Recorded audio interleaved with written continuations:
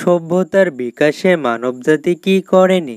কখনো কখনো সভ্যতার বিকাশে প্রকৃতির সাথে জুড়ে দিয়েছে কৃত্রিমত্তাকে। ঠিক তেমনি একটি নিদর্শনের নাম হলো সুয়েজ খাল।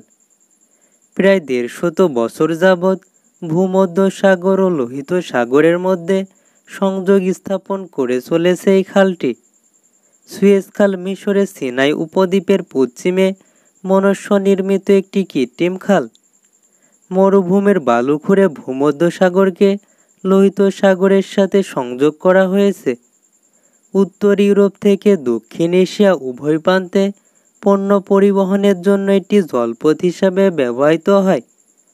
প্রথম যখন সুয়েজ খাল খনন করা হয় তখন এর দৈর্ঘ্য ছিল ১৬৪ কিলোমিটার। ২০১০ সালে সুয়েজ খাল সংস্করণের পর সুয়েজ খালের বর্তমান দৈর্ঘ্য ১৯০ কিলোমিটার। সুয়েজ খালের প্রকৃত নাম হে সুয়েজ ক্যানেল। আরবিতে একে ডাকা হয় কানাত আল সুয়াইস নামে। ৪,০০০ বছর পূর্বের ইতিহাস বহন করে চলেছে এই খালটি। গবেষকদের ভাষ্যমতে মিশরের ক্ষমতায় থাকা ফারাও দ্বিতীয় রামসেস লোহিত সাগরকে নীল নদের সাথে যুক্ত করার জন্য একটি খাল খনন করিয়েছিলেন। কিন্তু সময়ের কালক্রমে খালটি মরুভূমির বালুতে ভরাট হয়ে গিয়েছিল। এরপর ষষ্ঠ শতকে ফারাও রাজা দ্বিতীয় নিকো স্বপ্নে নীলনদ থেকে লোহিত সাগর পর্যন্ত দীর্ঘ একটি খাল খনন করার দ্রব্যবাণী পান। লক্ষাধিক দাস নিয়ে তিনি শুরু করেন খাল কাটা। নিকো সমগ্র বিশ্বকে জানাতে চাইলেন যে মিশরীয়রা শুধু যুদ্ধবাজ নয়, বাণিজ্য সম্প্রীতির পথেও তারা হাঁটতে পারে। কিন্তু হঠাৎ কিছুদিন পরে বন্ধ হয়ে যায় খাল খনন কর্মসূচি।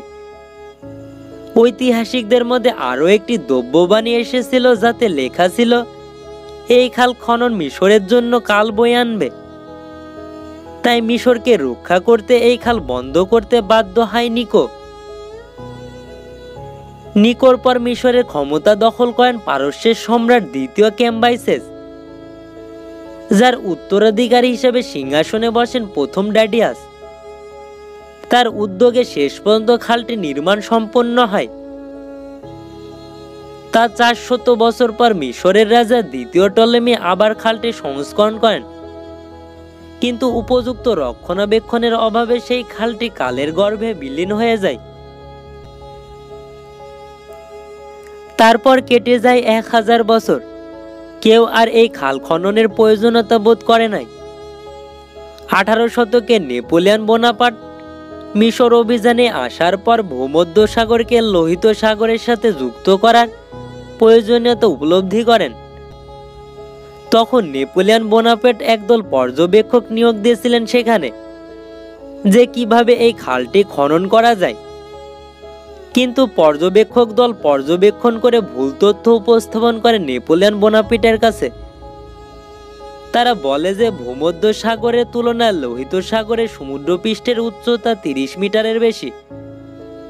যদি এখানে খাল খনন করা হয় তাহলে তার পার্শ্ববর্তী এলাকা বন্যায় তলিয়ে যাবে।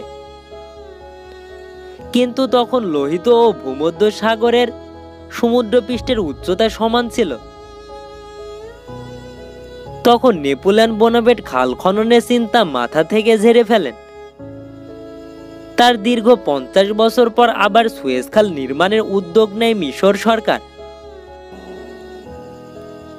১৮৫৪ সালে বিভিন্ন দেশের প্রকৌশলীরা মিলে সুয়েজ খালের নকশা প্রণয়ন করেন। সেই সময় মিশরের ক্ষমতায় ছিলেন সাইদ পাশা। সুয়েজ খাল খননের মূল উদ্যোক্তা ছিলেন ফরাসি প্রকৌশলী ফার্দিনান্দো দি লেসেন্স। এরপর ১৮৫৯ সালের এপ্রিল মাস থেকে শুরু হয় খাল খননের কাজ। ১০ বছর ধরে খননের পর খালটি ১৮৬৯ সালে নভেম্বর মাসে সর্বসাধারণের জন্য খুলে দেওয়া হয়।